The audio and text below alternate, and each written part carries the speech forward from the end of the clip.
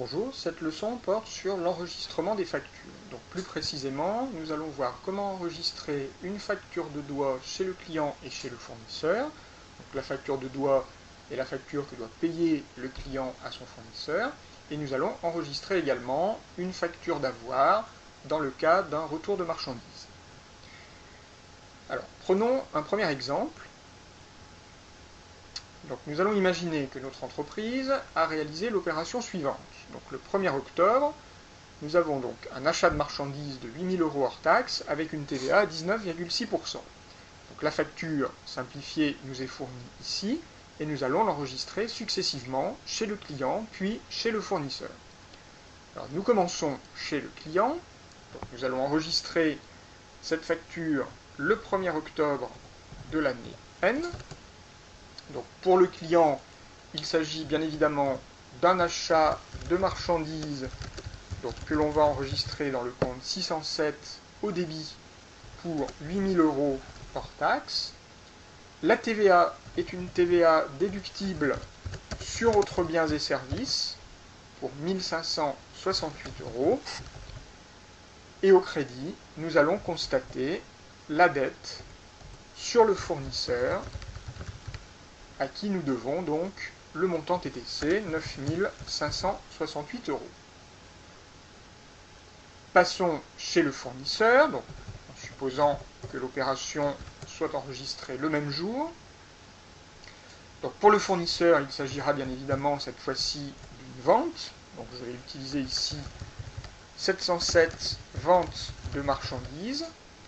Pour le montant hors taxe, 8 000 € donc au crédit, il s'agit d'un flux physique de sortie. La TVA sera une TVA collectée pour 1 568 € et le montant TTC, 9 568, constituera une créance sur notre client, donc un flux monétaire d'entrée différée, court terme, que l'on enregistrera au débit du compte 411. Compliquons un petit peu ces opérations avec notre deuxième facture. Donc nous allons supposer cette fois-ci que le 15 octobre, nous achetons des marchandises pour 10 000 € hors taxe avec une remise de 10%, un rabais de 5%, un escompte de 2% et une TVA à 19,6%. Le paiement s'effectue par chèque bancaire. La facture aura l'allure suivante. Donc nous partons d'un montant brut de 10 000 €. Sur ce montant, nous calculons une remise de 10% qui s'élève donc à 1 000 €. Nous la retranchons au montant brut pour obtenir le premier net commercial, 9 000 €.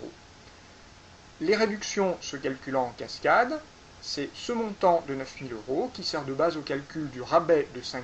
Donc 5% de 9 000 nous donne un rabais de 450 €.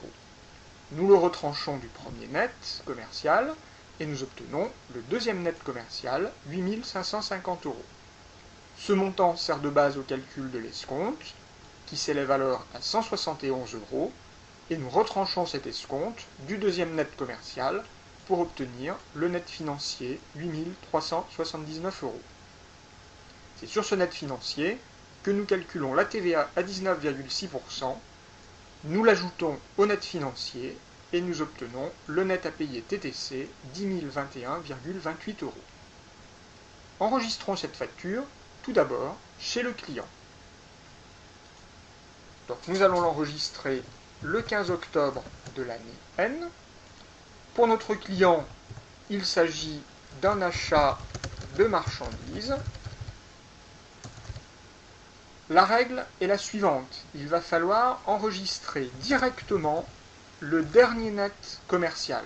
Donc ici, nous allons enregistrer 8 550 €. La TVA, comme dans l'exemple précédent, reste une TVA déductible sur autres biens et services, cette fois-ci pour 1 642,28 €. Et nous allons constater une dette sur le fournisseur pour le montant TTC de la facture qui s'élève donc à 10 021,28 €. Notre écriture n'est pas équilibrée. En fait, il nous manque 171 € au crédit qui correspondent au montant de l'escompte que nous avons obtenu. Donc, nous allons enregistrer ce montant dans un compte qui s'appelle escompte obtenu. Comme nous sommes le client, cet escompte est à notre avantage, c'est donc l'équivalent d'un produit, donc c'est un compte de classe 7.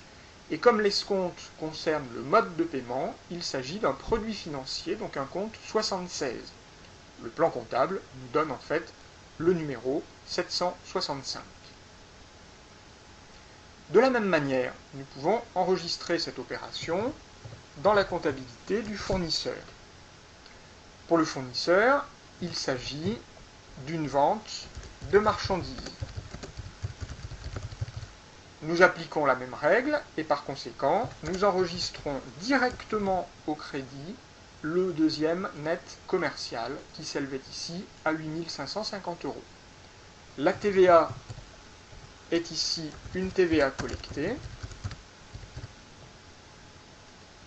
pour 1642,28 € et nous allons constater au débit une créance sur le client pour le montant TTC de la facture.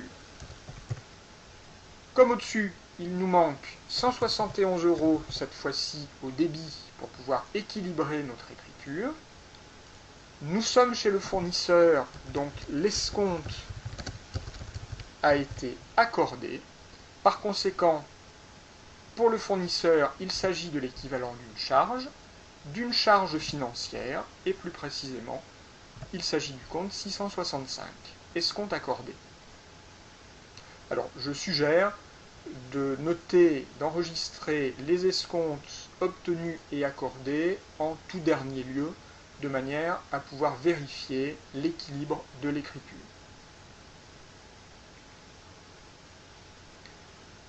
Supposons maintenant, dans notre troisième cas, que le 20 octobre, nous retournons une partie des marchandises qui étaient abîmées pour une valeur de 2 000 € hors taxe.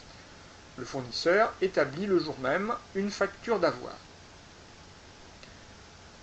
Nous allons tout d'abord élaborer la facture d'avoir. Alors dans cette facture, nous allons devoir reporter les mêmes conditions commerciales que sur la facture de doigt initiale. En effet, si nous ne reportions pas les remises, rabais ou escomptes, le fournisseur rembourserait le client pour une somme supérieure à ce que ce dernier avait payé initialement. Donc ce n'est pas possible. Donc nous devons recalculer l'ensemble des réductions. Donc ici, nous partons sur un montant brut de 200 €, de 2000 €, pardon.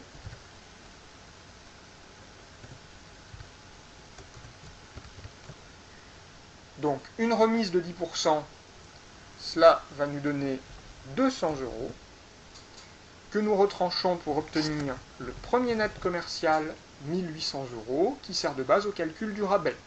Donc 5% de 1800, cela nous donne 90 € et nous obtiendrons donc un premier net commercial de 1710 €. C'est sur cette somme-là que nous calculons l'escompte de 2%, qui donc s'élève à 34,20 €. Nous le soustrayons et on obtient le net financier, 1675,80 €. Sur ce net financier, nous calculons la TVA, 328,47 €, et nous ajoutons cette TVA au net financier pour obtenir le TTC qui s'élève donc à 2004,27 €.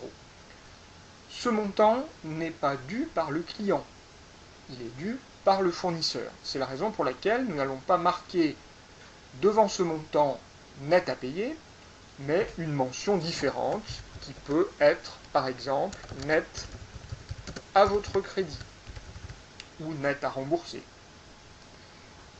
Enregistrons cette facture d'avoir tout d'abord chez le client. L'opération était datée du 20 octobre.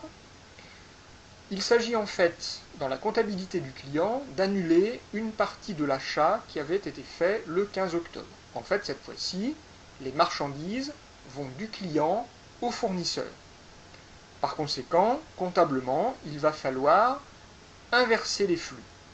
Autrement dit, les comptes qui étaient débités au moment de l'achat vont être crédités pour enregistrer l'avoir, et inversement, les comptes qui avaient été crédités au moment de l'achat vont se retrouver au débit.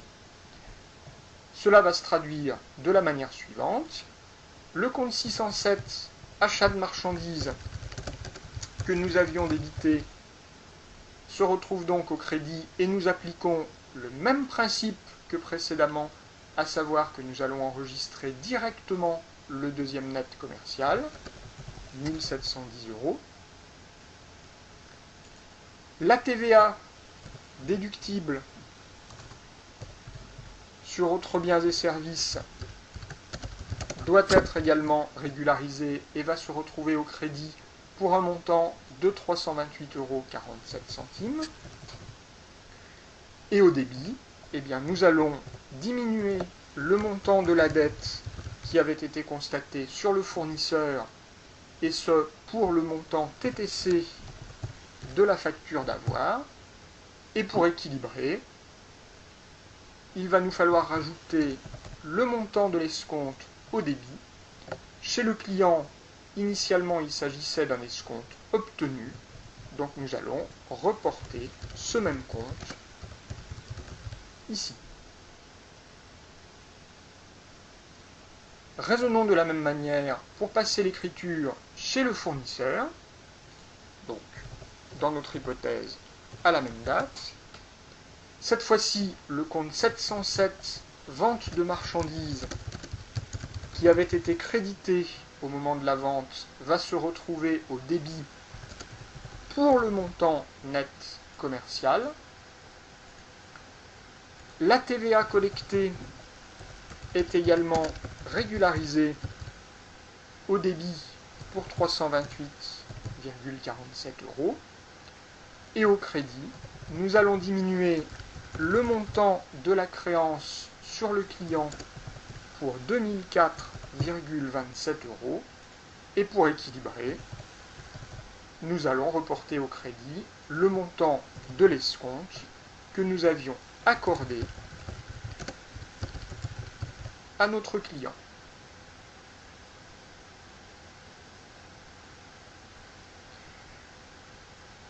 Donc, la règle qu'il faut retenir pour enregistrer les retours de marchandises est la suivante, c'est que pour enregistrer la facture d'avoir correspondante, nous allons inverser les flux par rapport à la facture de doigt. Autrement dit, les comptes qui étaient au débit passent au crédit, et les comptes qui étaient au crédit passent au débit. En résumé, lorsque nous aurons une facture à enregistrer, nous pourrons raisonner de la manière suivante.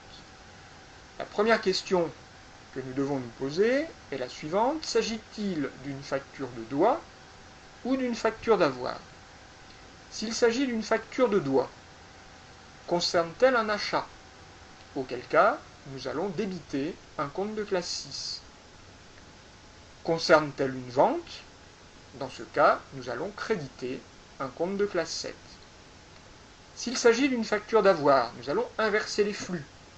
Donc, s'il s'agit d'un retour sur achat, nous allons créditer un compte de classe 6. Et s'il s'agit d'un retour sur vente, nous allons débiter un compte de classe 7.